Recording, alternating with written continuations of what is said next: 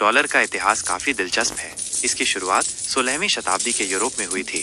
Thaler नामक एक check सिक्का किसी भी समान यूरोपीय चांदी के सिक्के का वर्णन करने के लिए इस्तेमाल किया जाने लगा, जिसका अंग्रेजी में अर्थ डॉलर होता है। यहाँ डॉलर के इतिहास के कुछ मुख्य बिंदु दिए गए हैं।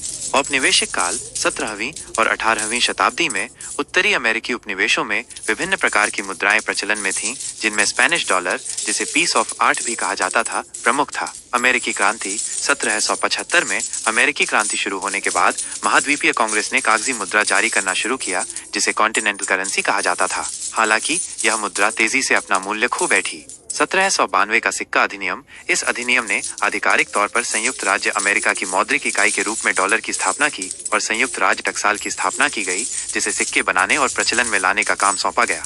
डॉलर को शुरू में चांदी और सोने दोनों के एक निश्चित मात्रा के आधार पर द्विधात्विक मानक के तहत परिभाषित किया गया था। 19वीं शताब्दी में सोने की खोज और उत्पादन में वृद्धि हुई, जिससे डॉलर सोने के मानक पर आ गया। 1863 के राष्ट्रीय बैंकिंग अधिनियम ने अन्य सभी मुद्राओं को गैर कानूनी घोषित कर दिया और ग्रीनबैक नामक अमेरिकी डॉलर का प्रचलन शुरू हुआ।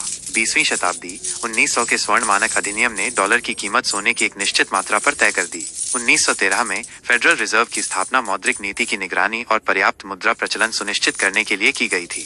द्वितीय विश्व युद्ध के बाद ब्रेटन वुड्स समझौते ने अमेरिकी डॉलर को दुनिया की प्रमुख आरक्षित मुद्रा के रूप में स्थापित किया। 1971 में संयुक्त राज्य अमेरिका ने सोने के साथ डॉलर के प्रत्यक्ष परिवर्तनीयता को समाप्त कर दिया। आज अमेरिकी डॉलर दुनिया की सबसे महत्वपूर्ण मुद्राओं में से एक है और अंतर्राष्ट्रीय व्यापार और वित्त में व्यापक रूप से उपयोग किया जाता है।